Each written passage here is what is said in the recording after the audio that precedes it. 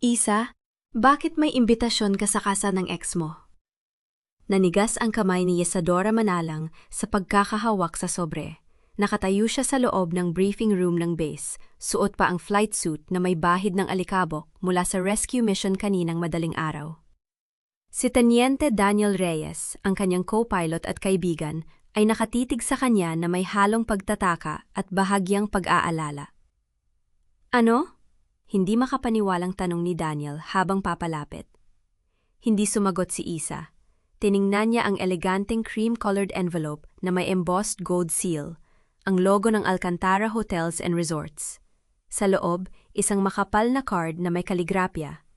Mr. Gavino Alcantara at Miss Celestine Araneta ay ikakasal sa ika-15 ng Oktubre sa Araneta Cove Resort, Palawan. At sa ibaba sulat kamay na dagdag, Isa, halika, para makita mo kung gaano ako kasaya. G. Napakapit ang panga ni Isa. 5 taon. 5 taon na ang nakalipas mula nang iwan siya ni Gavino na walang paliwanag 1 linggo bago ang kanilang sariling kasal. 5 taon mula nang malaman niyang ang dahilan ay si Celestine Araneta, ang babaeng may apelidong kayang magbukas ng anumang pinto sa lipunan. Isa? Tawag ni Daniel. Seryoso na ang boses. Okay ka lang? Inilapag ni Isa ang sobre sa mesa na parang may lagnat ito. Fine ako, Dan. Trabaho lang. Hindi yan trabaho. Yan ang kasal ng lalaking, alam mo na? Alam ko. Pinitik niya ang card pabalik sa sobre. At wala akong pakialam. Pumiglas ang isang mapait na ngiti sa labi ni Daniel. Seryoso, kasi yung mukha mo parang gusto mong sunugin niyang imbitasyon. Sa kabila ng sinabi ni Daniel ang totoo, kumulo ang sikmura ni Isa. Hindi dahil selos, hindi dahil mahal pa niya si Gavino, kundi dahil alam niya kung ano ang ibig sabihin nito. Ang lalaking minsan niyang minahal ng buo, na nagturo sa kanya ng pait ng pag-asa, ay inaanyayahan siyang manood ng kanyang tagumpay. Isang paraan ng pagsasabing, tingnan mo Isa, kaya kong makuha ang lahat ng hindi mo kayang ibigay. Hindi ako pupunta, sabi niya. Mas sa sarili kaysa kay Daniel. Tumango si Daniel, pero may kislap ng pagdududa sa mata. Kung yan ang desisyon mo, nirerespeto ko. Hindi na nagpatuloy pa si Daniel. Umalis ito para sa susunod na briefing at naiwan si Isa sa tahimik na silid.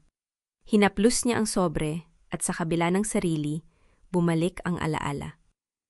5 taon na ang nakalipas. Nakatayo siya sa harap ng maliit na altar sa chapel ng base. Nakasuot ng puting damit na tinahi ng kanyang ina. Hawak ang bouquet ng sampagita, simple lang, kasi yun lang ang kaya nila. At nakaupo sa unang hanay ang kanyang ama, si Kapitan Andres Manalang, na may luha sa mata na hindi niya pinahid. Ngunit hindi dumating si Gavino. Sa halip, dumating ang isang text message. Isa, pasensya na, hindi ko kaya to. May nakilala ako, si Celestine. Araneta siya. Alam mo naman ang pamilya nila. Sana maintindihan mo. Huwag mo na akong hanapin. Hindi siya umiyak sa harap ng mga bisita. Hinawakan niya ang kamay ng kanyang ama, umiti at sinabing, Tay, tama na. Uwi na tayo. Nang gabing yon, sa loob ng kanilang maliit na bahay, saka lamang siya umiyak, tahimik sa ilalim ng kumot, habang pinipigilan ang sariling marinig ng kanyang ama. Hindi siya umiyak dahil nawala si Gavino. Umiiyak siya dahil sa sarili niyang katangahan. Sa pagmamahal na ibinigay niya sa isang taong, hindi naman pala karapat-dapat. Makalipas ang 1 taon, namatay ang kanyang ama sa isang aksidente sa training flight. Bago mawala ng malay, sinabi nito, Isa, huwag mong hayaang diktahan ng iba ang halaga mo. Lumipad ka ng mataas. Ipagmalaki mo ang pangalan natin. At iyon nga ang ginawa niya. Umakyat siya sa ranggo, naging kapitan ng Rescue Helicopter Unit. Tuwing may sakuna, siya ang nauuna. Tuwing may bagyo, siya ang lumilipad sa gitna ng unos. Ang pangalang Manalang ay naging kasing kahulugan ng tapang sa kanilang base. Kaya bakit, sa kabila ng lahat, mararamdaman pa rin niya ang kirot na ito? Bakit parang may maliit na boses na nagsasabing, siguro tama siya. Siguro hindi ka nga sapat. Iniling-iling ni Isa. Hindi na siya magpapadala sa lason na yon. Kinuha niya ang sobre at itinapon sa basurahan sa sulok ng silid. Tapos na yon, bulong niya sa sarili. Hindi na ako babalik sa nakaraan. Ngunit ng gabing yon, habang nagpapahinga sa kanyang quarters, hindi siya makatulog. Nakatitig siya sa kisame at paulit-ulit na bumabalik sa isip niya ang mga salita ng imbitasyon. Para makita mo kung gaano ako kasaya. Hindi yan pagyayabang, yon ay pang-iinsulto. Sinasabi ni Gavino na siya ang panalo at si Isa ang natalo. Na ang buhay niya ay mas mababa, mas maliit, mas walang saysay kumpara sa kanyang tagumpay. Ngunit may isa pang bagay na bumabagabag kay Isa. Bakit na yon? Bakit pagkatapos ng 5 taon, bigla siyang naalala ni Gavino? Hindi ba't masaya na siya? Bakit kailangan pang ipakita sa kanya? May isang tanong na hindi siya mapakali. Isang tanong na hindi niya kayang iwasan. Bakit nga ba niya ako inimbita? Para lang ba akong ipaiya? O may iba pa siyang motibo? Kinabukasan, 5:00 pa lang ng umaga, nasa hangar na si Isa. Ininspeksyon niya ang helicopter, ang paborito niyang unit, ang Bagwis, na pinangalanan niya bilang parangal sa kanyang ama. Tahimik ang base, maliban sa ugong ng mga makina at mga tawag ng mga tauhan. Kapitan Manalang!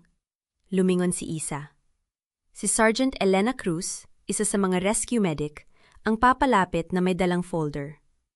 May mission tayo mamayang 9:00, ma'am. May landslide sa northern part ng Mindoro. Kailangan nating mag-evacuate ng mga pamilya, tumango si Isa.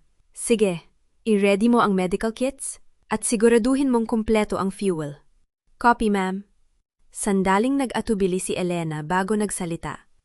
Ma'am, nabalitaan ko tungkol sa imbitasyon. Si Teniente Reyes ang nagsabi sa akin. Hindi nagbago ang ekspresyon ni Isa. Wala yon, Elena. Trabaho lang tayo. Alam ko, ma'am, pero kung kailangan mo ng kausap, hindi ako nangangailangan ng kausap. Kailangan ko ng co-pilot na nasa oras. Handa ka na ba? Tumango si Elena at bahagyang ngumiti. Handa na po, ma'am, tulad ng lagi.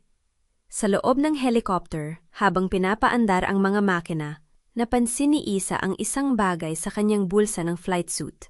Ang card mula sa imbitasyon. Hindi niya alam kung bakit niya ito kinuha mula sa basurahan kaninang madaling araw. Hindi niya alam kung bakit hindi niya ito maalis sa kanyang isipan. Habang lumilipad sila patungo sa Mindoro, pinagmasdan ni Isa ang tanawin sa ibaba. Ang mga luntiang bundok, ang mga ilog, ang mga pamayanan. Sa bawat rescue mission, naalala niya ang mga salita ng kanyang ama. Ang totoong kayamanan ay hindi nasusukat sa pera.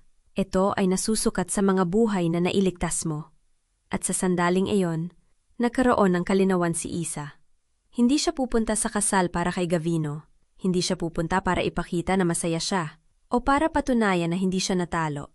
Pupunta siya para sa kanyang sarili, para tapusin ang nakaraan ng may dignidad, para ipakita hindi sa kanya, kundi sa kanyang sarili na hindi na siya natatakot, na kaya niyang harapin ang lalaking sumira sa kanya at hindi ito magkakaroon ng kapangyarihan sa kanya.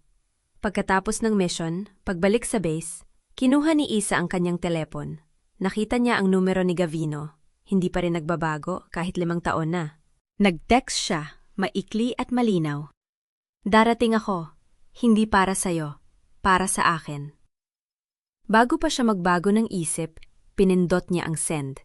At sa gabing yon, habang nag-iimpak ng kanyang bag para sa flight papuntang Palawan, naramdaman niya ang isang bagay na hindi niya inaasahan. Hindi takot, hindi galit, kundi isang tahimik na kapayapaan. Hindi alam ni Isa na sa kabilang dulo ng linyang yon, sa isang maranyang opisina sa Makati, nakangiti si Gavino Alcantara habang binabasa ang kanyang text.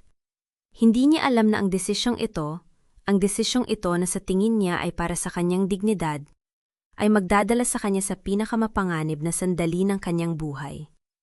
Ngunit yon ay para sa susunod na kabanata. Sa ngayon nakatulog si Isa ng mahimbing. Hawak ang lumang picture frame ng kanyang ama, handang harapin ang nakaraan. Umaga pa lang sa Palawan ay tila ipinagmamalaki na ng araw ang kagandahan ng lugar. Ang resort na pinagdarausan ng kasal ni Gavino Alcantara at Celestine Araneta ay isang paraiso. Puting buhangin, malinaw na tubig, at mga puno ng niyog na sumasayaw sa simoy ng hangin. Ngunit para kay Isa, ang tanawing ito ay hindi nagdulot ng inggit o panghihinayang. Sa halip, isang kalmadong pagtanggap ang kanyang nadama habang bumababa mula sa sasakyang naghatid sa kanya. Suot niya ang isang simpleng navy blue na bestida. Hindi masyadong magarbo, hindi rin naman hamak. Sapat lamang upang ipakita na siya ay dumating ng may respeto, ngunit hindi upang makipagsabayan sa karangyaan ng okasyon. Sa kanyang dibdib ay nakasabit ang isang maliit na brooch na minana pa niya sa kanyang ama, isang lumang sagisag ng isang piloto. Hindi niya alam kung bakit yon ang kanyang isinuot, ngunit sa sangdaling yon, tila sinasabi nito sa kanya na hindi siya nag-iisa. Yesadora Manalang, dumating ka nga? Ang boses na yon ay pamilyar pa rin. Matamis, may bahid ng pagkukunyari. Lumingon si Isa at nakita si Gavino na papalapit. May dalang baso ng champagne, nakangiti ngunit ang mga mata ay malamig. Sa likuran niya ay ang marangyang altar na puno ng puting rosas at kristal. Gavino? Sagot ni Isa, kalmado ang boses. Congratulations sa iyong kasal! Congratulations, syempre naman. Nakangiting sabi ni Gavino habang iniinom ang kanyang champagne. Akala ko ba ay hindi ka darating? Sabi mo sa akin noon, hindi mo na ako gustong makita pang muli. Nagbago ang isip ko, mahinahong sagot ni Isa. Naisip ko, bakit hindi ko ipagdiwang ang iyong kaligayahan? Matagal na ako naka-move on, Gavino. Hindi na ako nasasaktan. Tumawa si Gavino, isang tawa na puno ng pagmamataas. Ganyan ka talaga, Isa, matapang. Pero alam mo, nung iniwan kita, alam kong magsisisi ka. Tingnan mo ako ngayon. Mayaman, may sariling negosyo, at ikakasa sa isang babaeng may kaya. Samantalang ikaw? Piloto ka pa rin, lumilipad-lipad para sa gobyerno? Hindi ka ba napapagod? Hindi kumibot ang mukha ni Is. Sa halip, numiti siya ng bahagya. Hindi, Gavino. Hindi ako napapagod. Sa totoo lang, mas masaya ako ngayon kaysa noon tayo pa. May saysay ang ginagawa ko. Nakakatulton ako sa mga tao. Sandaling nagdilim ang mukha ni Gavino bago ito muling ngumiti. Sige, magsaya ka. Nandito ka na nga pala. Bakit hindi mo tikman ang handa? Huwag kang mahiya. Alam kong hindi ka sanay sa mga ganitong okasyon. Bago pa man makasagot si Is, may babaeng lumapit kay Gavino. Si Celestine, maganda, elegante, may suot na puting bestida na tila nagliliwanag sa araw. Nang makita niya si Is, bahagyang kumunot ang kanyang no. Gav? Sino ito? Tanong ni Celestine. Ang boses ay matamis, ngunit may pag-aalinlangan. Ito si Is. Dating kasamahan ko. Mabilis na sagot ni Gavino. Hindi man lang binanggit ang kanilang nakaraan. Inimbita ko siya bilang isang matandang kaibigan. Nagkatinginan sina Is at Celestine. Sa mga mata ng dalaga, may nakita si Is. Hindi pot, kundi isang bahid ng kawalan ng kapanatagan. Naisip ni Is na marahil, sa kabila ng lahat ng karangyaan, may mga bagay pa ring hindi alam ni Celestine tungkol sa lalaking kanyang pakakasalan. Nice to meet you, sabi ni Celestine. Nag-aalangang iniabot ang kamay. Salamat sa pagpunta. Congratulations sa inyong dalawa, sagot ni Is habang nakipagkamay. Sana'y maging masaya kayo. Ngunit bago pa man matapos ang kanilang pag-uusap, may naramdaman si Is, isang pagbabago sa hangin. Ang simoy na kanina ay banayad. Ngayon ay tila mas malamig, mas mapait. Napatingin siya sa langit. Ang mga ulap na kanina ay puti at malambot. Ngayon ay unti-unting nagdidilim. Parang may paparating na bagyo. Bulong niya sa sarili. Hindi siya nagkamali. Sa loob lamang ng 30 minuto, ang maliwanag na kalangitan ay naging kulay abo. Ang mga alon sa dagat na kanina ay banayad ay nagsimulang lumakas, humahampas sa dalampasigan ng may galit. Ang mga bisita ay nagsimulang magulo. Ang iba ay nagmamadaling pumasok sa loob ng resort, ang iba naman ay nakatulala sa langit, hindi makapaniwala sa biglaang pagbabago ng panahon. Ladies and gentlemen, huwag po kayong mag-alala, pahayag ng isang staff ng resort sa pamamagitan ng mikropono. Ang bagyo ay inaasahang dadaan lamang. Manatili lamang po kayo sa loob ng main building. Ngunit hindi yun totoo. Alam ni Isa. Alam niya sa kanyang puso ng piloto na ito ay hindi isang ordinaryong bagyo. Ang bilis ng paglaki ng hangin, ang biglaang pagbaba ng presyon, ang paraan ng pagdilim ng langit, ito ay senyales ng isang malakas na bagyo, isang bagyong maaaring magdulot ng malaking pinsala. Gavino, kailangan nating lumikas, sabi ni Isa, lumingon sa lalaki. Ito ay isang malakas na bagyo, hindi ligtas dito. Ngunit si Gavino ay abala sa pakikipag-usap sa kanyang mga bisita, nagpapakita ng kanyang kayamanan, nagkukwento ng kanyang mga tagumpay. Hindi niya pinansin ang babala ni Isa. Isa, huwag kang mag-alala. Nakangiting sabi niya, ako ang may-ari ng resort na ito. Alam ko kung paano pangalagaan ang aking mga bisita. Saka, ang bagyong ito ay maliit lamang. Dadalhin tayo ng panahon. Gavino, makinig ka sa akin. Ako ay isang piloto. Alam ko ang mga senyales. Ito ay hindi maliit na bagyo. Kailangan nating lumikas ngayon. Ngunit si Gavino ay nagkibit-balikat lamang at tumalikod. Sige, ikaw ang bahala. Ngunit ako, mananatili ako rito kasamang aking mga bisita. Mas alam ko ang aking resort kaysa sayo. Sa sandaling yon, narinig ni Isang isang malakas na kulog. Ang lupa ay tila nanginginig. Ang mga ilaw sa resort ay kumurap. At sa loob ng ilang segundo, ang buong lugar ay nabalot ng dilim. Ano yun? Sigaw ng isang bisita. May landslide! Sigaw ng isa pa. Naharang ang kalsada! Ang mga tao ay nagsimulang magpanik. Ang iba ay tumatakbo papasok sa resort, ang iba naman ay nagsisigawan. Ang malakas na hangin ay humahagulgol, hinahampas ang mga bintana, pinupunit ang mga dekorasyon ng kasal. Ang mga puting rosas na kanina ay maganda, ngayon ay nakakalat sa sahig, pinabasa ng ulan. Celestine! Nasaan si Celestine? Sigaw ni Gavino. Ang mga mata ay naghahanap sa gitna ng kaguluhan. Gav! Nandito ako! Sigaw ni Celestine. Ngunit ang kanyang boses ay halos hindi marinig sa gitna ng ingay ng bagyo. Si Isa, na may pagsasanay sa emergency response, ay agad na kumilos. Lahat, makinig sa akin! Sigaw niya, ang boses ay malakas at malinaw kahit sa gitna ng bagyo. Huwag kayong magpanik. Pumunta kayo sa pinakamataas na bahagi ng resort, sa second floor. Iwasan ang mga bintana at ang mga lugar na malapit sa dalampasigan. Ang mga tao ay nagsimulang sumunod. Ang takot ay unti-unting napalitan ng pag-asa dahil sa presensya ni Isa. Ngunit sa kabila ng kanyang kalmadong anyo, alam ni Isa na sila ay nasa malaking panganib. Ang ulan ay bumabagsak ng napakalakas. Ang tubig ay nagsisimula ng pumasok sa ground floor. Ang mga puno ay nabubunot, ang mga bubong ay nasisira. Gavino, nasaan ang emergency kit? Meron ba tayong generator? May communication device ba tayo? Sunod-sunod na tanong ni Isa.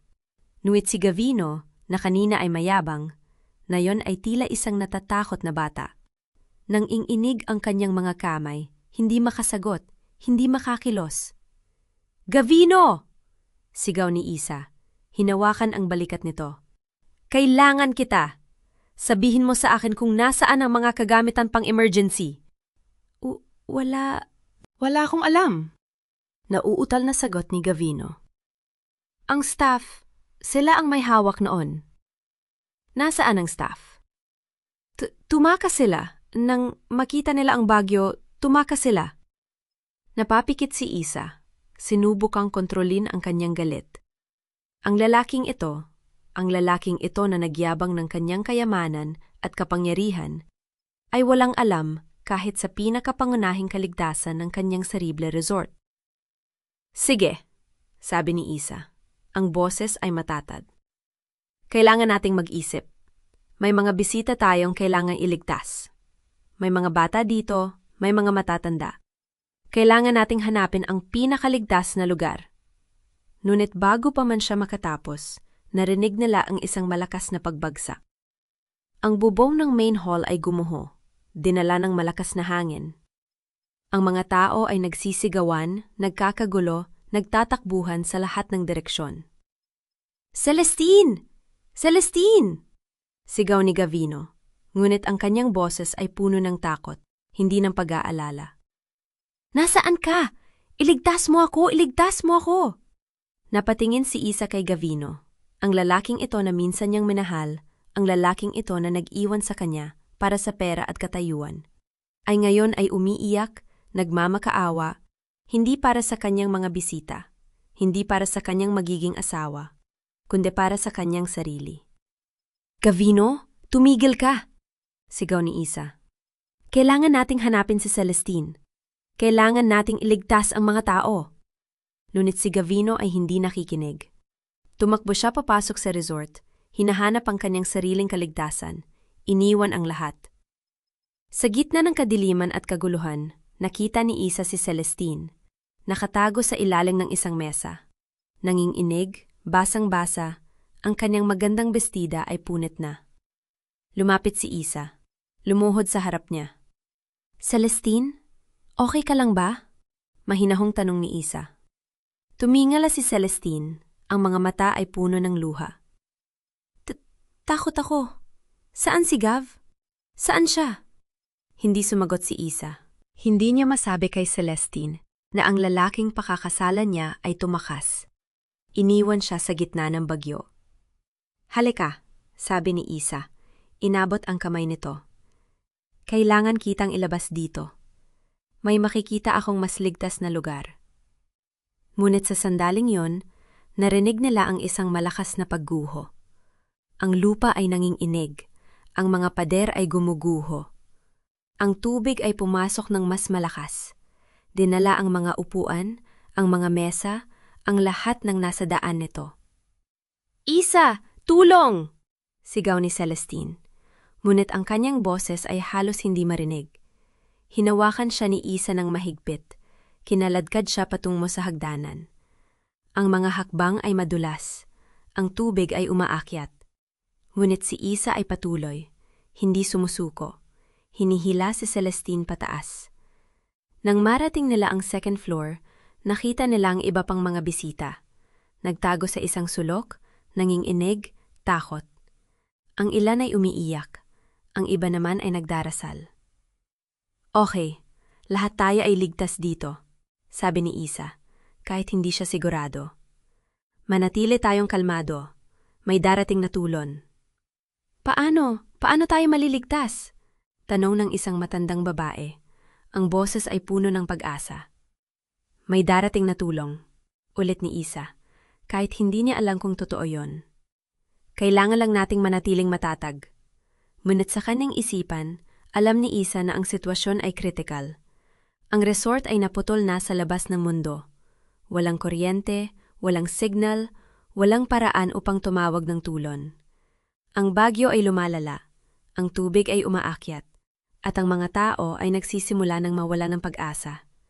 At si Gavino, walang nakakaalam kung nasaan siya. Ngunit sa sandaling yon, nang ang lahat ay tila nawawala na ng pag-asa, may narinig silang tunog. Isang tunog na pamilyar kay Isa.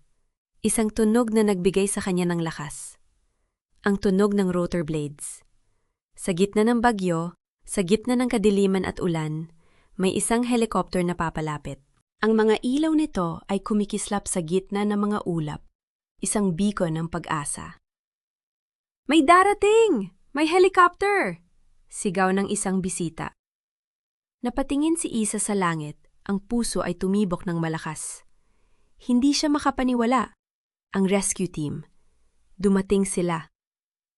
Ngunit hindi niya alam na sa sandaling yon, ang kanyang buhay ay magbabago muli.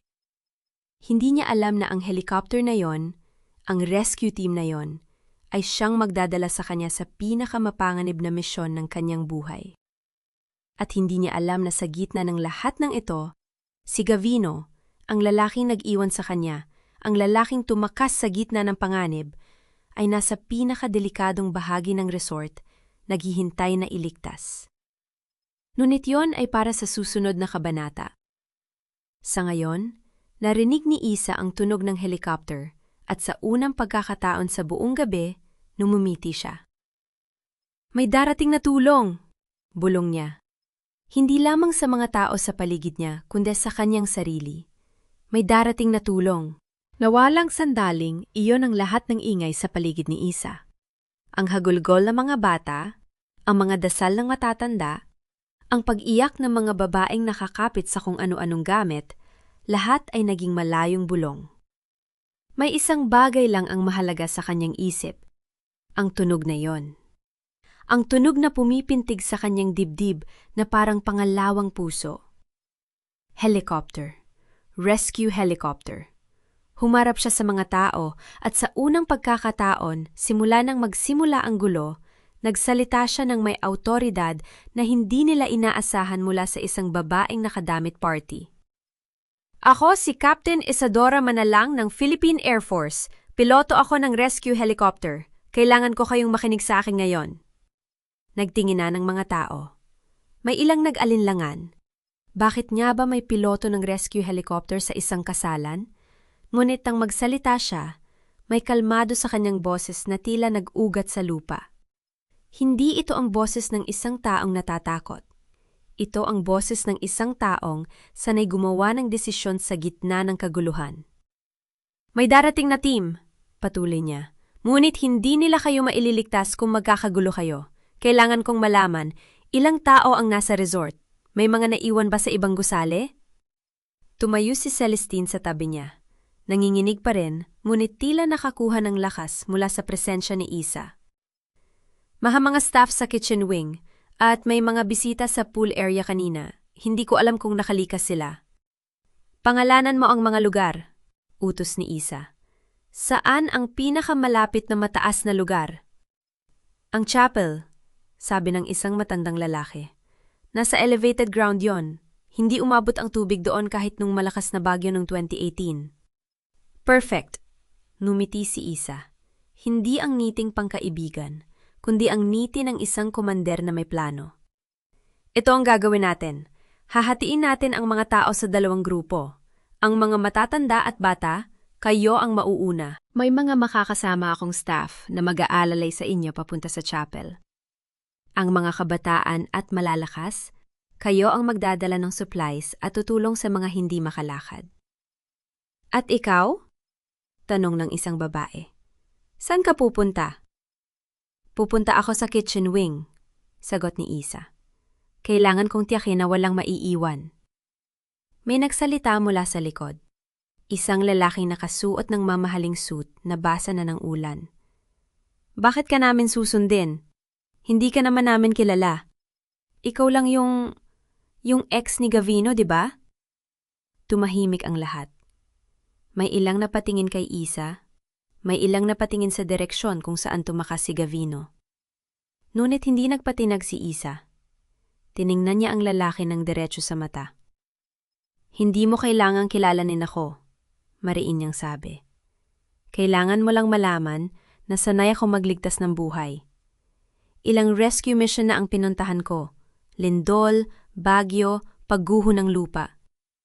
Nasa likod ko ang training na yan. At handa akong gamitin ito para sa inyong lahat.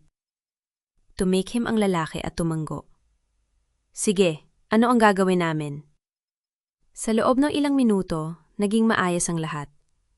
Hindi ka panipaniwala, dati ang mga taong ito ay nagkakatuwaan sa cocktail bar, nagkukwentuhan tungkol sa negosyo at politika. Ngayon, nakapila sila na parang sundalo, hawak-hawak ang mga kamay ng matatanda at mga bata. May isang binatilyo na nag-aalalay sa isang matandang babae.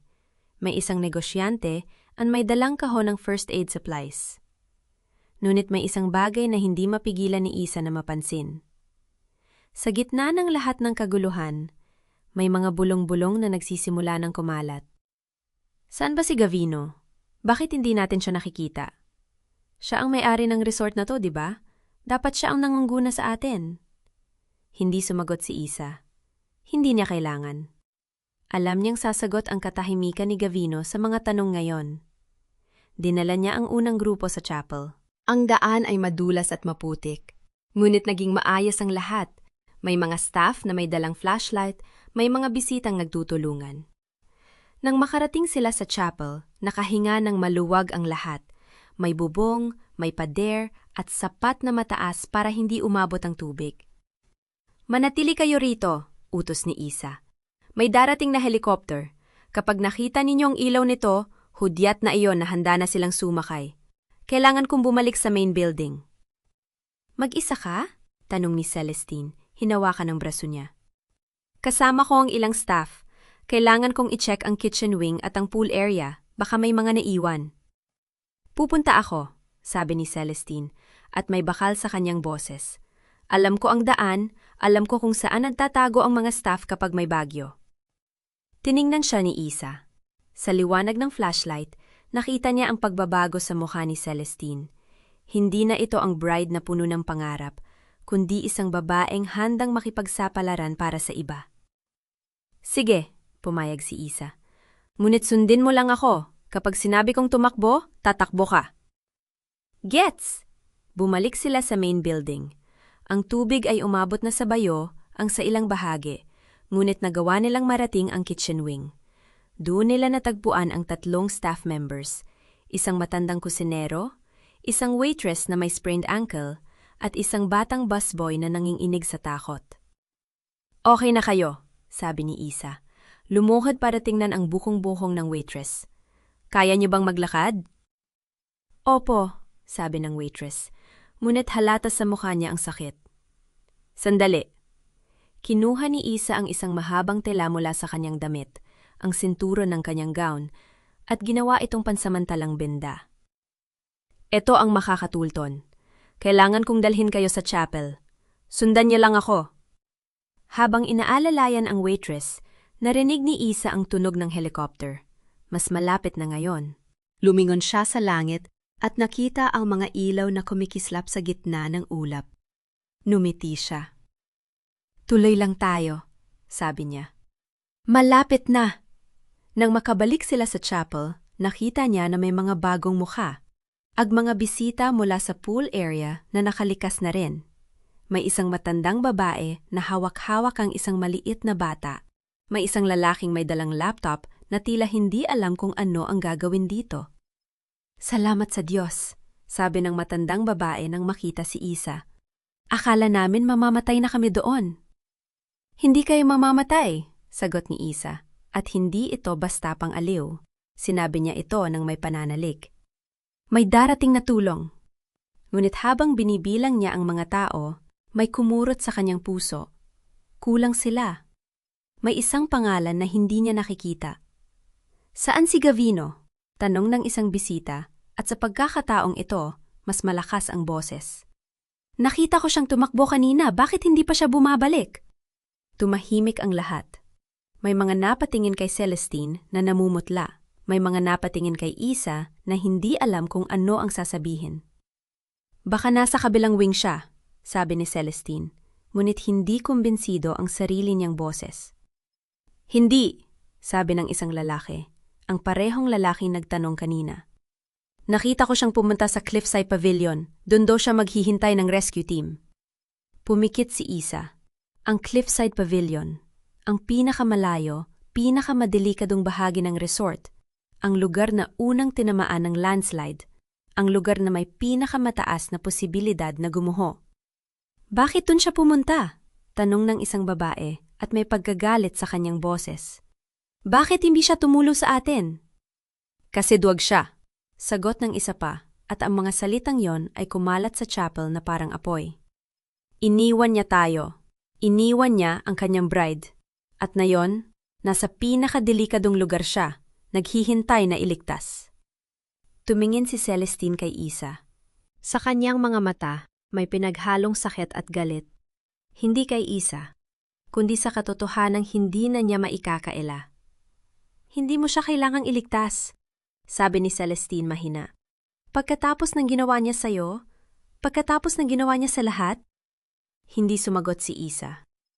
Tiningnan niya ang langit, kung saan ang helicopter ay papalapit na.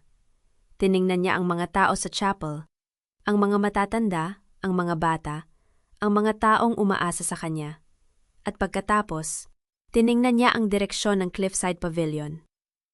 May naiwan pa, sabi niya, at ang kanyang boses ay matatag. Kailangan kong bumalik. Ang hangin ay sumisipol na parang humihingi ng tulong.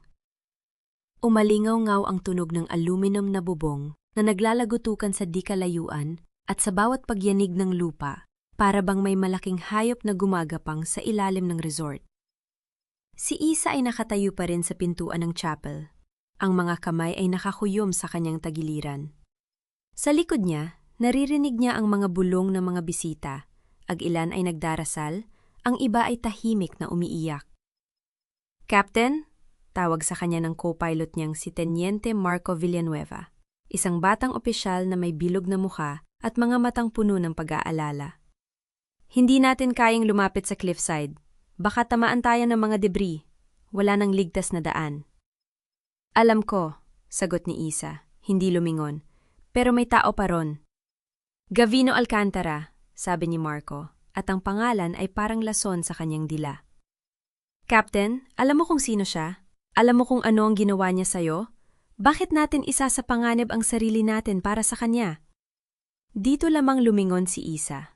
Ang kanyang mga mata ay matigas, ngunit may bahid ng pagod na hindi niya maipaliwanag. "Dahil trabaho natin ang magligtas ng buhay, Teniente, hindi tayo pumipili kung sino ang karapat-dapat." Hindi na nakasagot si Marco. Tumingin siya sa lupa, kinagat ang kanyang labi at tumango. "Opo, Captain." Mabilis na naglakad si Isa pabalik sa helicopter. Ang mga ilaw nito ay kumikislap sa gitna ng ulan, parang isang beacon sa gitna ng kaguluhan. Sumigaw siya sa mga tauhan ng resort na nag-oorganisa ng mga tao sa chapel. "Ipagpatuloy niya ang paglikas! Huwag ninyong hayaang may lumabas ng gusali hanggat hindi pa humuhupa ang hangin. Naintindihan ba?" "Opo, Captain!" sigaw ng isang staff na may hawak na flashlight. Pumasok si Isa sa helicopter at agad na umupo sa upuan ng piloto. Ang kanyang mga kamay ay sanay na sanay sa mga kontrol, parang extension ng kanyang katawan. Sinimulan niya ang makina at ang dagundong nito ay pumuno sa loob ng cabin. Si Marco ay nakaupo sa tabi niya, hawak ang headset. "Captain, ang fuel natin ay sapat pa para sa 1 oras ng paglipad. Pagkatapos noon, kailangan na nating bumalik sa base," sabi ni Marco. Ang kanyang boses ay seryoso. "Sapat na yon," sagot ni Isa. "Kukunin natin siya at aalis." "Pero paano kung hindi natin siya mahanap? Paano kung gumuho na ang pavilion?" Tumigil si Isa. Tumingin siya kay Marco at sa unang pagkakataon, may ngiti sa kanyang mga labi. Hindi isang masayang ngiti, kundi isang ngiti ng determinasyon. "Kung gayon hahanapin natin siya sa mga durog na bato, hindi tayo umaalis ng walang dala." Ang Cliffside Pavilion ay dating isang magandang lugar, puting marmol, salamin na kisame, at tanawin ng karagatan. Ngayon ito ay isang tambak na mga labi. Ang bubong ay bumagsak sa gitna, at ang mga haligi ay nakatagilid na parang mga lasing na sundalo. Sa isang sulok, sa likod ng isang nahulog na pader ng salamin, si Gavino Alcantara ay nakahiga sa sahig. Ang kanyang damit pangkasal ay punit-punit at basa. Ang kanyang kamay ay nanginginig habang hawak ang isang sirang radyo. "Hello? Hello? May nakakarinig ba sa akin? Pakiusap, tulong." Ang radyo ay sumirit lamang, walang sumasagot. "Damn it!" sigaw ni Gavino at inihagis ang radyo sa pader. Ngunit agad niyang pinagsisihan iyon. Ang paggalaw ay nagdulot ng matinding sakit sa kanyang binti na nakapipi sa ilalim ng isang nahulog na piraso ng marmol. Napahagulhol siya. Ang mga luha ay umaagos kasabay ng ulan na pumapasok sa mga butas ng bubong. "Tulong! May tao ba?" Mahina niyang sigaw, ngunit ang kanyang boses ay nilamon ng hangin. Dito, sa gitna ng mga durog na bato, naramdaman niya ang bigat ng kanyang mga kasinungalingan. Ang lahat ng pagmamayabang tungkol sa kanyang kayamanan, ang lahat ng pagpapanggap na siya ay isang matapang na negosyante, lahat yon ay walang kabuluhan. Wala siyang magawa. Hindi siya marunong lumangoy, hindi siya marunong magmaneho ng bangka, at hindi siya marunong lumipad.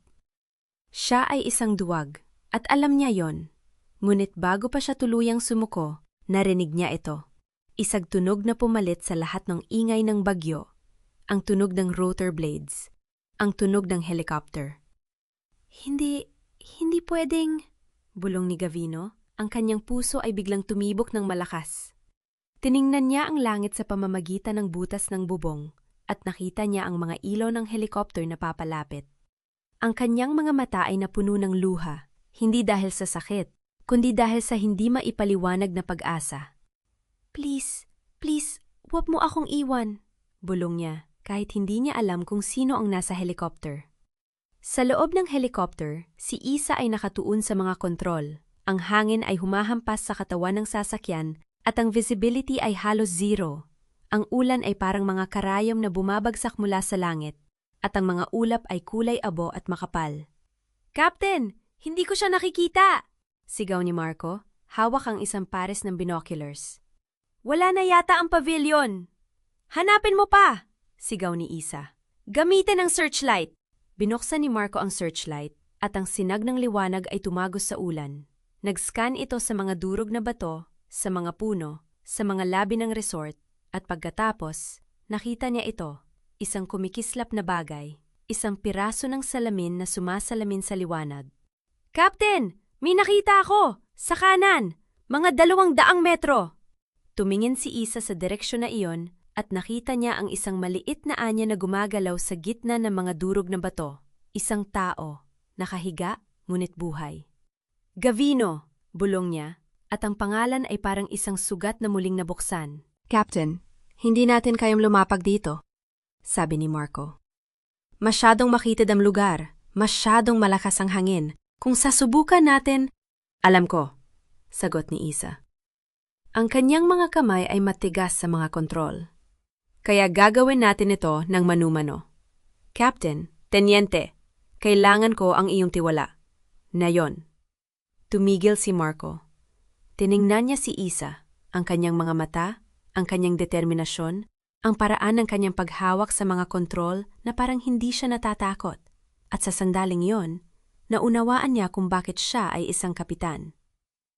Opo, Captain, sabi ni Marco at ibinalik ang kanyang atensyon sa searchlight. Sinimula ni Isa ang pagbaba. Ang helicopter ay sumalungat sa hangin. Ang mga rotor blades ay humahampas sa mga patak ng ulan. Ang lupa ay papalapit, ngunit ang hangin ay masyadong malakas. Ang helicopter ay naninginig na parang isang dahon. Captain, ang hangin! Sigaw ni Marco. Kaya ko ito, sagot ni Isa. Ang kanyang mga ngipin ay nagangalit. Inilapit niya ang helicopter sa lupa, ngunit hindi ito kayang lumapag ng buo. Sa halip, inilapit niya ito sa gilid ng mga durog na bato kung saan ang isang maliit na espasyo ay bukas. Ang mga rotor blades ay halos sumalpok sa mga puno, ngunit hindi siya natitinag. Buksan ang pinto! Sigaw ni Isa. Kailangan kong lumabas!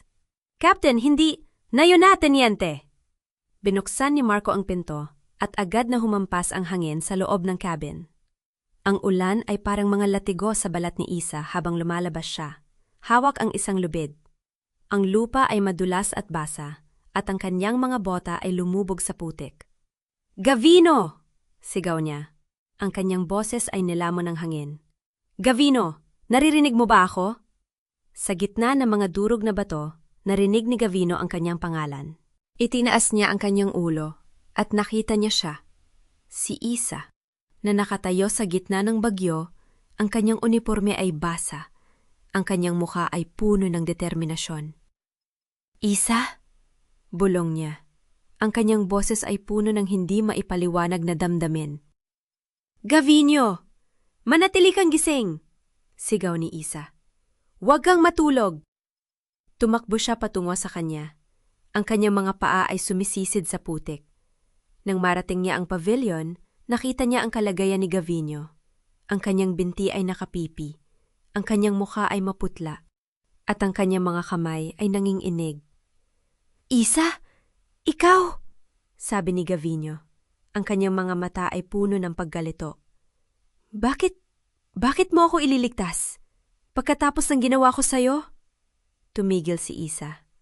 Tumingin siya kay Gavino, ang taong minsan niyang minahal, ang taong nagtaksil sa kanya, ang taong ngayon ay nakahiga sa harap niya, wasak at walang magawa. Dahil hindi kita iiwan, sabi niya. Ang kanyang boses ay matatag. Hindi ako katulad mo. Inilagay niya ang lubid sa paligid ni Gavino at hinila siya patungo sa helicopter. Ang bawat hakbang ay isang laban-laban sa hangin at ulan, ngunit hindi siya tumigil. Nang marating nila ang helicopter, tinulungan sila ni Marco na isakay si Gavino sa cabin. Bilisan natin! Sigaw ni Marco. Papalapit na ang bagyo! Umupo si Isa sa upuan ng piloto. Ang kanyang mga kamay ay nanginginig, ngunit matatag. Sinimulan niya ang pag-akyat. Ang helicopter ay lumalaban sa hangin. Sa likod niya, si Gavino ay nakahiga sa sahig. Ang kanyang mga mata ay nakapikit. Ang kanyang paghinga ay mabigat. Captain, malubha ang kanyang kalagayan, sabi ni Marco. Hawak ang pulso ni Gavino. Kailangan natin siyang dalhin sa ospital, agad. Tumingin si Isa sa unahan, sa mga ulap, sa langit na puno ng galit. Ngunit sa kanyang puso, may kapayapa ang hindi niya inaasahan. Kaya natin yan, sabi niya, at itinutok ang helicopter patungo sa kaligtasan. Sa likod niya, bumulong si Gavino. Halos hindi marinig, Salamat, Isa! Ngunit hindi sumagot si Isa. Ipinagpatuloy niya ang paglipad. Ang kanyang mga mata ay nasa langit. Ang kanyang puso ay malaya. Ang helicopter ay lumapag sa helipad ng ospital sa Puerto Princesa na halos hindi na makahinga ang makina. Agad na sinalubong ng medical team si Gavino. Inilipat sa stretcher habang nakakapit pa rin ang kamay nito sa braso ni Isa. Captain, mahina ang boses ni Gavino. Ang mga matay nanlalabo. Huwag mo akong iwan. Hindi sumagot si Isa. Tiningnan lang niya si Marco, na tumango bilang senyales na siya na ang bahala sa mga papeles. Lumayo si Isa. Pinanood ang mga nurse na dinadala si Gavino sa loob ng emergency room. Captain, may mga tanong ang Coast Guard, sabi ni Marco, hawak ang cellphone. Gusto nilang malaman ang buong pangyayari. Tumango si Isa. Sasabihin ko sa kanila ang totoo. Lahat ng totoo. 2 araw ang lumipas nang magising si Gavino sa private room ng ospital. Ang unang bumungad sa kanya ay ang screen ng TV sa dingding kung saan naglalaro ang balita tungkol sa bagyong sumalanta sa Palawan. Nasa screen ang mukha ni Isa, nakasuot ng flight suit, kasama ang iba pang rescue team.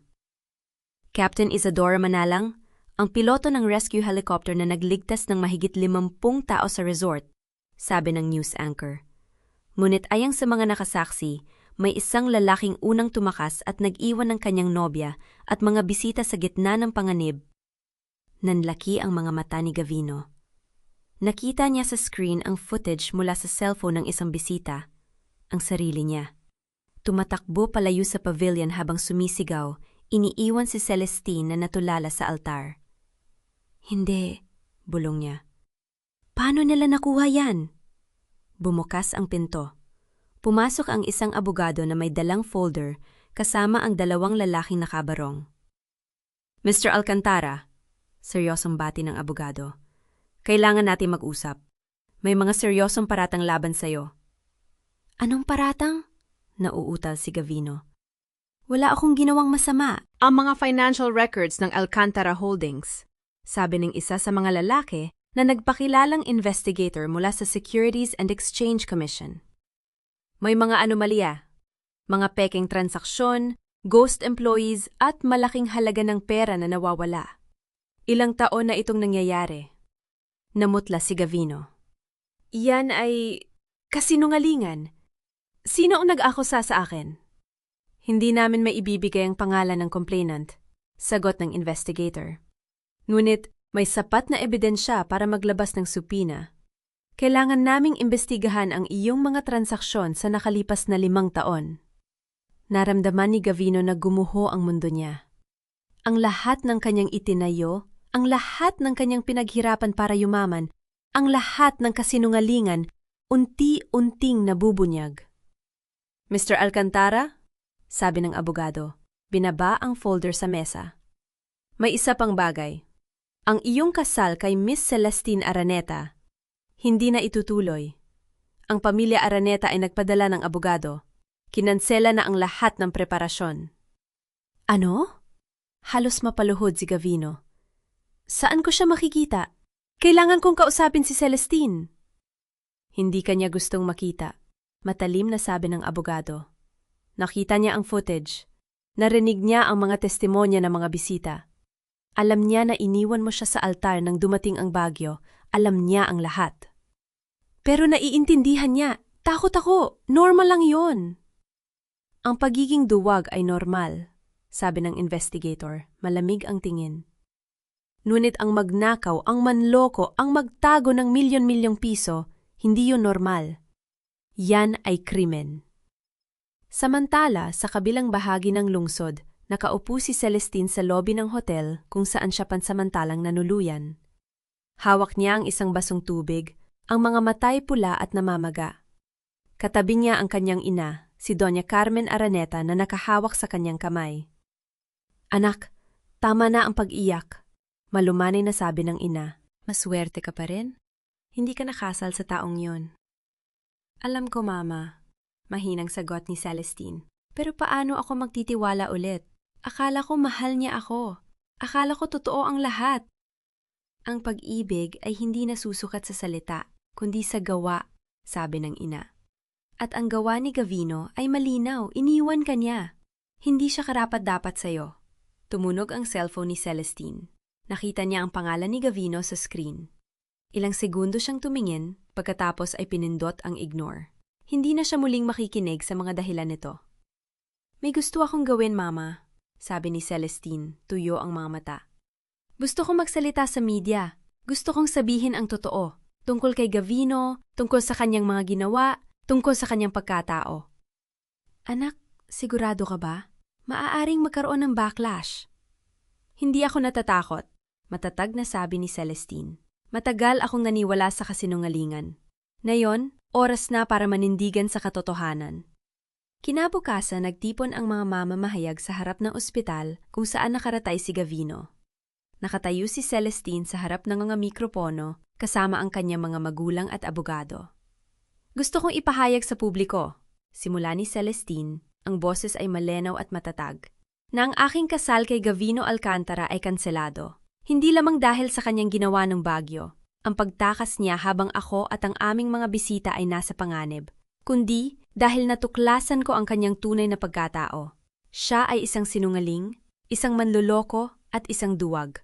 Hindi ko siya makakasama sa habang buhay. Nagpalakpakan ang mga tao sa paligid. May mga sumigaw ng, "Tama!" at "Buti naman!"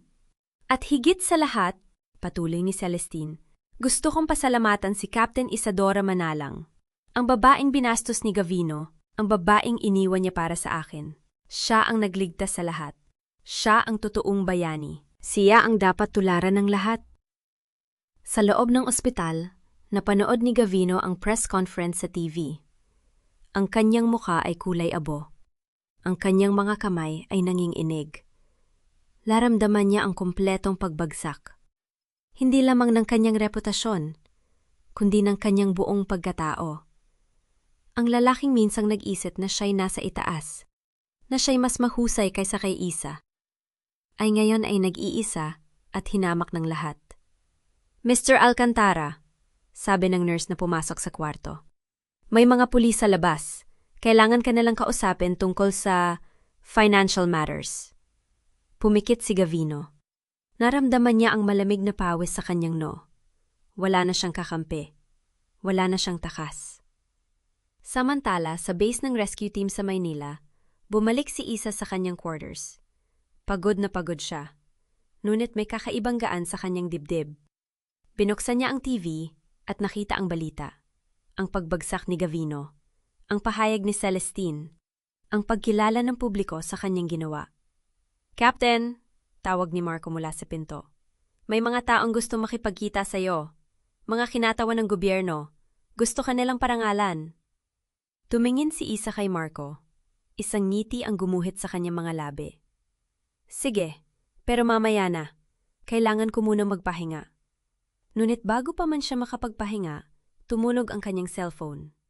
Nakita niya ang pangalan ng kanyang dating commander, si Colonel Reyes. "Isa?" Mabigat ang boses ng kanyang commander. "Nakita ko ang balita. Ipinagmamalaki kita. Ang iyong ama ay tiyak na ipinagmamalaki ka rin. Napalunok si Isa. Ang mga salita ng kanyang commander ay tumago sa kanyang puso. Sa loob ng maraming taon, dinala niya ang bigat ng pangalan ng kanyang ama. Ang lalaking nagturo sa kanya ng lahat, ang lalaking namatay sa isang rescue mission nung siya'y bata pa.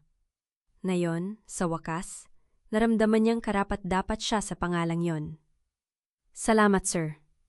Gagawin ko pa rin ang lahat para ipagmalaki ang pangalan ng aking ama. Yan ang inaasahan ko sa'yo, sabi ng commander. Magpahinga ka muna. Bukas, may bagong misyon tayo. May mga lugar pa na nangangailangan ng tulon. Handang-handa ako, sir. Pagkatapos ng tawag, tumingin si Isa sa bintana. Ang langit ay malinaw na, ang mga ulap ay manipis at maputi. Sa malayo, nakita niya ang isang ibong lumilipad. Malaya, magaan, walang takot. Tay! Bulong niya, halos hindi marinig. Nagawa ko na, hindi na ako nag-iisa. Bumalik siya sa kanyang upuan, isinara ang TV. Ang mundo ni Gavino ay gumuho, ngunit ang kanyang mundo, ang mundo ni Isa, ay nagsisimula pa lamang bumangon.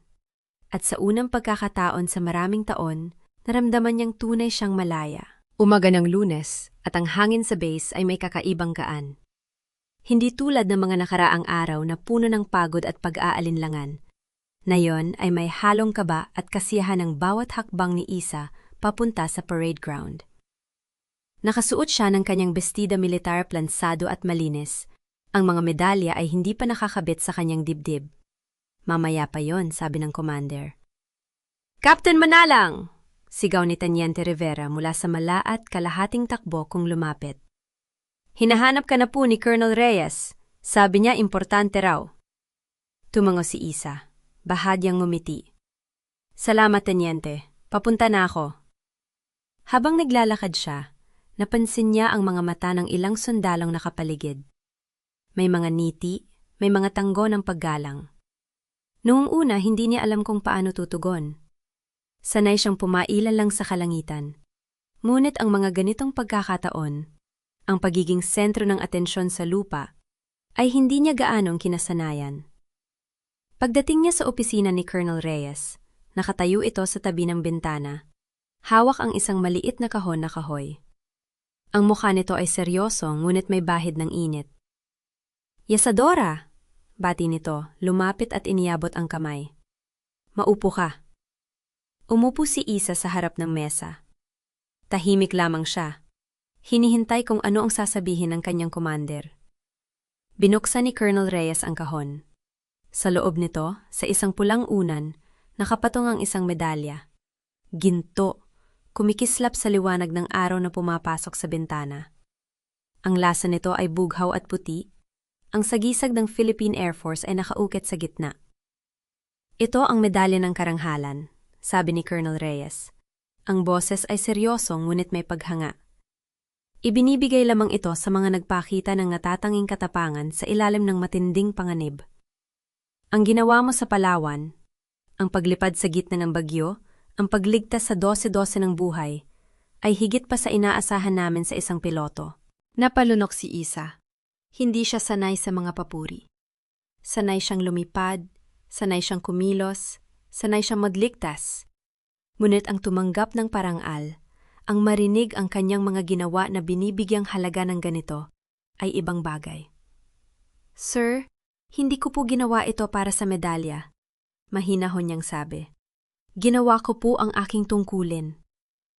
Numiti si Colonel Reyes, isang bihirang ngiti na nagpapakita ng kanyang pagkatao sa likod ng mahigpit na muka. Alam ko, Isa. Ngunit ang katotohanang hindi mo ito ginawa para sa karangalan, ang dahilan kung bakit karapat-dapat kang tumanggap nito. Iniabot nito ang medalya sa kanya. Dahan-dahang kinuha ito ni Isa. Ang bigat nito ay nakakapagtaka. Hindi mabigat sa pisikal na paraan, ngunit sa paraang nagpapaalala sa kanya ng mga buhay na nailigtas, ng mga sakripisyong ginawa, ng mga gabing walang tulog habang hinihintay ang susunod na misyon. Salamat, sir, bulong niya. Ang boses ay bahagyang nanginginig. May isa pa tayong gagawin, sabi ni Colonel Reyes, tumayo at naglakad patungo sa pinto. May mga mamamahayag na naghihintay sa labas. Gusto ka nilang kapanayamin tungkol sa nangyari sa Palawan. Handa ka ba? Tumingin si Isa sa medalya sa kanyang palad. Sandaling nag-flash sa kanyang isipan ang mukha ng kanyang ama. Ang mga kwento nito tungkol sa paglipad, ang mga aral tungkol sa paglilingkod, ang pangako nitong hindi kailanman gagamitin ang uniforme para sa pansariling kapakanan. Opo, sir, sagot niya. Tumayo at itinuwid ang kanyang uniforme. Handa na ako. Sa maliit na silid ng press conference, nakaupo si Isa sa harap ng mikropono. Ang mga ilaw ng camera ay nakatutok sa kanya. Ang mga mamamahayag ay may mga notebook at recorder na nakahanda. Sa tabi niya, si Colonel Reyes ay nakaupo bilang suporta. Captain Manalang, simula ng isang babaeng reporter. Paano ninyo po nagawang lumipad sa gitna ng isang bagyo na may ganitong kalakas na hangin? Ano po ang naramdaman ninyo noong mga sandaling iyon? Sandaling tumigil si Isa. Hindi siya sanay magsalita tungkol sa kanyang sarili.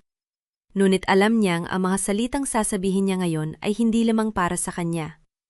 Ito ay para sa mga taong nakikinig, para sa mga batang nangangarap na maging piloto, para sa mga sundalong naghahanap ng inspirasyon.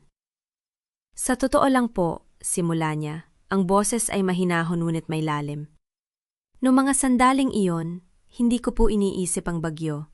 Hindi ko po iniisip ang panganib. Ang tanging nasa isip ko po ay ang mga taong nangangailangan ng tulong. Bilang isang piloto ng rescue, ang aming trabaho ay hindi lamang lumipad. Ito ay ang maging pag-asa ng mga taong nawawala na ng pag-asa.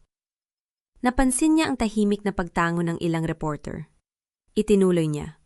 Ang aking ama, sabi niya, ang boses ay bahagyang lumambot, ay isang piloto rin ng Philippine Air Force. Nung bata pa ako, lagi niya akong kinukwentuhan tungkol sa kanyang mga misyon.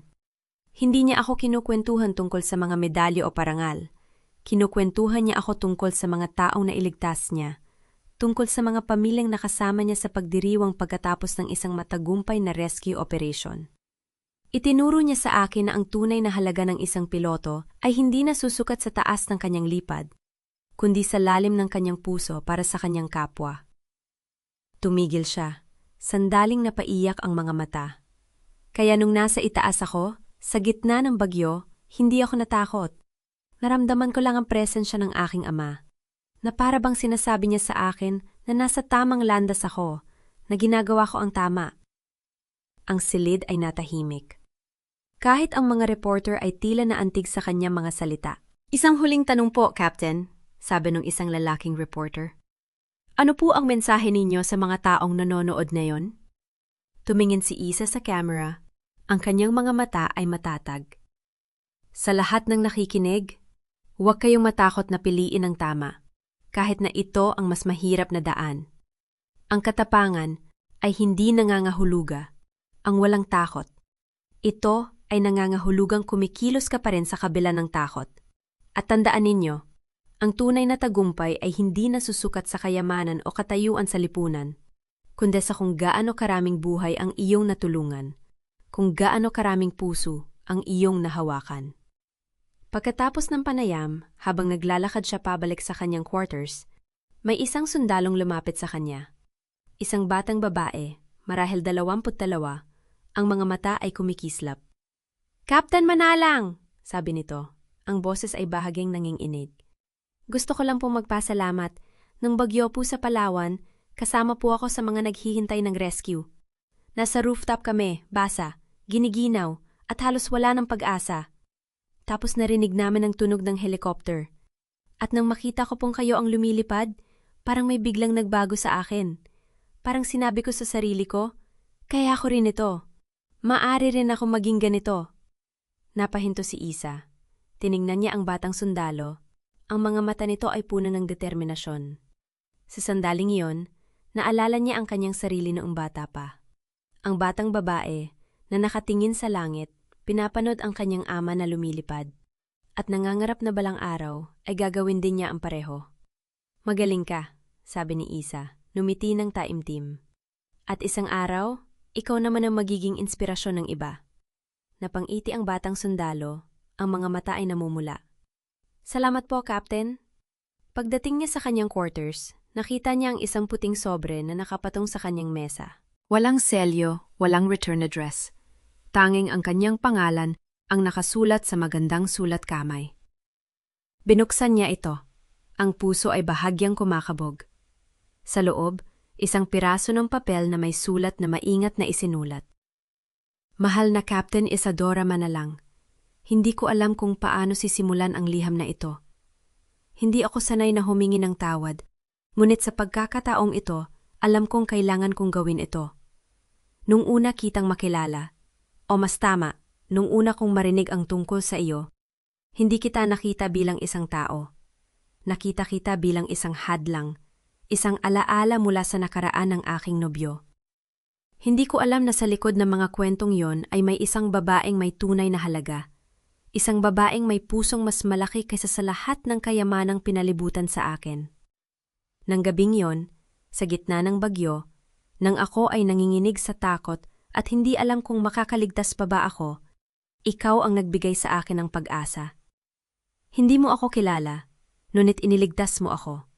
At sa sangdaling yon, napagtanto ko kung gaano ako naging bulag. Bulag sa katotohanan, bulag sa tunay na pagkataon ng taong pinili kong pakasalan. Sinisisi ko ang aking sarili sa mga nangyari. Hindi ko dapat pinaniwalaan ang lahat ng magagandang salita ni Gavino. Hindi ko dapat hinayaan na ang pera at katayuan ang magdikta ng aking mga desisyon. Nais kong humingi ng tawad, hindi lamang para sa aking sarili, kundi para rin sa mga bagay na hindi mo dapat naranasan. Hindi mo karapat-dapat na ipahiya, hindi mo karapat-dapat na iwan, at higit sa lahat, hindi mo karapat-dapat na maliitin. Salamat sa pagpapakita sa akin kung ano ang tunay na katapangan. Salamat sa pagpapakita sa akin na ang isang babae ay maaaring maging malakas, marangal, at mabuti nang hindi nangangailangan ng sinuman upang kumpletuhin siya. Naway patuloy kang lumipad ng mataas, Captain. Ang mundo ay nangangailangan ng mas maraming taong tulad mo. Buong paggalang, Celestine Araneta. Tumigil si Isa sa pagbasa. Ang liham ay hawak niya ng mahigpit. Ang mga salita ay paulit-ulit na umiikot sa kanyang isipan. Hindi niya inaasahan ito. Hindi niya inaasahan na ang babaeng dating itinuturing niyang karibal, kung maaari nga bang tawaging karibal, ay magsusulat ng ganitong liham. Umupo siya sa kanyang kama. Pinag-asipan ang mga salita. Hindi siya galit kay Celestine. Sa totoo lang, hindi niya alam kung nakaramdam ba siya ng galit sa sinuman. Ang sakit na nadama niya nung iniwan siya ni Gavino ay unti-unting naglaho, napalitan ng isang bagay na mas magaan, mas malinaw. Inilapag niya ang liham sa mesa, tiniklop ito ng maingat, at inilagay sa drawer ng kanyang nightstand. Hindi niya alam kung sasagutin niya ito.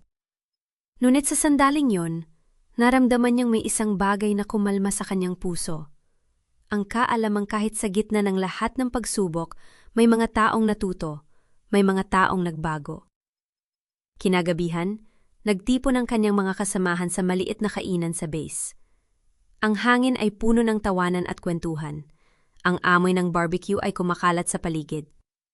"Captain!" sigaw ni Teniente Rivera. Hawak ang isang baso ng juice. "Isang toast para sa aming bayani!" Napaling si Isa, nahihiya. "Teniente, wag naman masyadong maingay."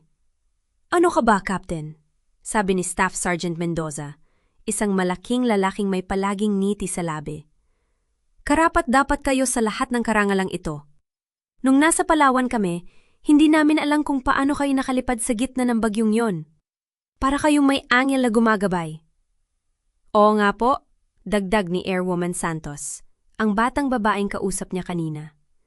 Sabi nga po ng iba, parang may narinig silang boses na nagsasabing, "Sige, kaya mo pa." Baka po kayo ang nagsasalita ng oras na yon. Napatawa si Isa. "Hindi ako sigurado kung ako iyon, Airwoman. Ngunit kung may nagsasalita man sa akin nung oras na iyon, malamang na ito ang aking ama." Ang grupo ay natahimik sandali. Ang mga mukha ay seryoso. Pagkatapos, itinaas ni Teniente Rivera ang kanyang baso. "Para sa ama ni Captain Manalang," sabi nito. "Para sa lahat ng mga piloto na nauna sa atin, at para sa mga susunod pa." Para sa mga susunod pa! Sigaw ng lahat. Ngumiti si Isa. Ang kanyang puso ay puno ng init. Sa unang pagkakataon sa maraming taon, naramdaman niyang hindi siya nag-iisa. Ang mga taong ito, ang kanyang mga kasamahan, ang kanyang mga kapatid sa armas, ay hindi lamang mga kasamahan sa trabaho. Sila ay pamilya. Pagkatapos ng kainan, habang naglalakad siya pabalik sa kanyang quarters sa ilalim ng maliwanag na buwan, huminto siya sandali. Tiningnan niya ang langit. Malinaw, puno ng mga bituin, tila ba ang buong sansinukob ay nakangiti sa kanya. Inilabas niya ang medalya mula sa kanyang bulsa. Pinagmasdan ito sa liwanag ng buwan. Ang ginto ay kumikislap. Ang laso ay malinis at maayos. Tay, bulong niya. Ang boses ay puno ng emosyon. Nakikita mo ba? Hindi ako sumuko. Ipinagpatuli ko ang iyong pamana. Hindi para sa karangalan, hindi para sa pagkilala, kundi dahil ito ang tama. Tumingin siya sa malayo, sa mga ilaw ng base na kumikislap sa dilim. Sa kabila ng lahat ng nangyari, sa kabila ng sakit, sa kabila ng pagsubok, sa kabila ng bagyo, nandito siya. Nakatayo, matatag, handang lumipad muli. Hindi ito ang katapusan, sabi niya sa sarili. Ang mga salita ay parang isang panata. Ito ay simula pa lamang. May mga lugar pa na nangangailangan ng tulong. May mga buhay pa na naghihintay na mailigtas. At ako ay handa. Itinago niya ang medalya sa kanyang bulsa. Dinala ito ng malapit sa kanyang puso. Sa umaga, may bagong misyon na naghihintay. Ngunit sa gabing ito, sa ilalim ng mga bituin, naramdaman niya ang kapayapaang hindi niya nadama sa mahabang panahon. Ang mundo ni Gavino ay gumuho. Ang kanyang mundo, ang mundo ni Isa, ay bumangon, mas malakas, mas matatag, mas handa sa anumang darating. At habang naglalakad siya patungo sa kanyang quarters, ang kanyang mga hakbang ay magaan, ang kanyang puso ay payapa. Alam niyang sa unang pagkakataon sa kanyang buhay, siya ay tunay na malaya. Umaga noon sa base, at ang hangin ay malamig mula sa dagat. Nakatayo si Isa sa harap ng kanyang helicopter. Ang mga kamay ay nakapatong sa fuselage na parang binabasbasan ang makina bago lumipad. Hindi na niya binibilang kung ilang misyon na ang kanyang nilipad simula nung gabing iyon sa Palawan. Hindi na rin niya inaalala ang mga araw na ginugol niya sa pagpapaliwanag sa investigasyon. Ang mga tanong tungkol kay Gavino, ang mga detalye ng kanyang pagkatao na unti-unting lumabas sa liwanag. Ang mundo ni Gavino Alcantara ay gumuho ng walang nag-ahon. Nalaman niya ito hindi mula sa mga chismis, kundi mula sa isang pahayagan na iniwan ng isang kasamahan sa mess hall. Nakaupo siya roon, umiinom ng kape. Nang dumako ang kanyang mata sa headline, Alcantara Resorts, Investigation Reveals Massive Fraud. Binasa niya ang artikulo ng walang emosyon. Ang mga anomalaya sa financial statements, ang mga pekeng kontrata, ang mga supplier na hindi totoo. Lahat ng iyon ay lumabas na parang baha na matagal nang nakatago sa ilalim ng lupa. Ang kasal ay hindi natuloy, at ang pamilya Araneta ay nag-file ng kaso. Ang mga bangko ay nagsara ng mga linya ng kredito. Ang mga kasosyo ay nag-urong. Walang itinago si Isa sa kanyang sarili. Naramdaman niya ang isang bagay. Hindi galit, hindi kasiyahan, kundi isang kakaibang kalmado. Ang taong minsan niyang minahal, ang taong nagtaksil sa kanya, nakaharap na ngayon sa bunga ng kanyang sariling mga kasinungalingan. Hindi niya ito ginusto, ngunit hindi rin niya ito pinagsisisihan. Captain Manalang? Isang boses ang humila sa kanya mula sa pag-iisip.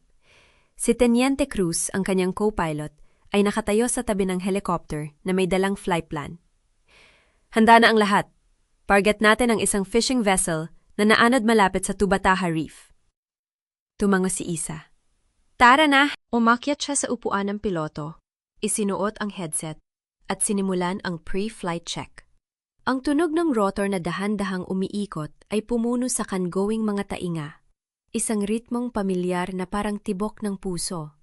Nang lumipad ang helicopter, ang lupa ay lumiliit sa ilalim niya, at ang base ay naging isang maliit na tuldok sa gitna ng luntiyang tanawin. Sa taas na iyon, malayo sa lahat ng sakit at gulo ng nakaraan, nadama ni Isa ang isang bagay na matagal niyang hinahanap, ang kapayapaan. Ang misyon ay tumagal ng 6 na oras. Nakita nila ang fishing vessel na sira sa gitna ng alon. Ang mga mangingisda ay kumakapit sa mga labi ng kanilang bangka. Ibinaba ni Isa ang rescue basket ng may precision. Ang kanyang mga kamay ay matatag, ang kanyang isip ay malinaw. Isa-isa niyang iniyahon ang mga tao mula sa tubig. Bawat isa ay may kwento ng takot at pasasalamat sa kanilang mga mata. Nang lumapag sila sa pinakamalapit na bayan upang ilipat ang mga nailigtas sa mga otoridad, isang matandang mangingisda ang lumapit sa kanya. Basa pa ang kanyang damit, nanginginig ang mga kamay, ngunit ang kanyang mga mata ay puno ng luha. "Salamat, Kapitan," sabi niya, ang boses ay paos. "Akala ko hindi na ako makakauwi sa aking pamilya," naumiti si Isa. "Trabaho ko po yon, Tay." "Hindi," pilit ng matanda, hinawakan siya sa braso. "Hindi lahat ng trabaho ay ginagawa ng may puso. Nakita ko sa inyong mga mata, hindi kayo natatakot kanina. Parang alam ninyong makakayanin ninyo." Hindi sumagot si Isa, ngunit sa loob niya may isang bagay na lumambot. Sa mga sandaling yon, napagtanto niya na ang kanyang halaga ay hindi nasusukat sa mga medalya o sa mga papuri. Ito ay nasa mga sandaling ito, sa paghawak ng kamay ng isang taong natatakot, sa pagbibigay ng pag-asa sa gitna ng kawalan. Ilang araw ang lumipas. Isang hapon, habang naglalakad siya sa bayan malapit sa base, upang bumili ng ilang gamit, nakita niya ang isang lalaking nakaupo sa isang bangko sa tabi ng simbahan. Payat, nakayuko. Ang damit ay marumi at kupas. Hindi agad siya nakilala ni Isa. Ang lalaking yon ay malayo sa imahe ng negosya, ting nakita niya sa kasal na yon. Ngunit nang itaas ng lalaki ang kanyang ulo, nakita niya ang mga mata. Ang mga mata ni Gavino. Natigilan si Isa. Ang mga paa niya ay tila nakatanim sa lupa. Ilang segundo silang nagtitinginan. Siya, nakatayo sa liwanag ng hapon, at siya nakaupo sa anino ng simbahan. Hindi nagsalita si Gavino. Hindi rin siya gumawa ng anumang kilos. Ngunit sa kanyang mga mata, nakita ni Isa ang isang bagay na hindi niya inaasahan. Hindi galit, hindi pagmamataas, kundi isang malalim na kahihiyan. Ang mga mata ng isang taong nawala ang lahat. Hindi lamang ang pera, kundi ang kanyang pagkatao. Ilang saglit na tumayo si Isa. Hindi siya lumapit, hindi siya nagsalita. Ngunit hindi rin siya tumalikod. Sa halip, tumango siya. Isang maliit, halos hindi napapansing pagtango, at nagpatuloy sa kanyang paglalakad. Hindi niya ito ginawa para kay Gavino. Ginawa niya ito para sa kanyang sarili. Upang patunayan na ang kanyang puso ay malaya na ang nakaraan ay hindi na humihila sa kanya pabalik. Sa gabing iyon, nakaupo si Isa sa kanyang quarters. Ang medalya ay nakapatong sa kanyang mesa. Ang liwanag ng lampara ay sumasalamin sa ginto nito. Hawak niya ito, hindi upang hangaan, kundi upang alalahanin.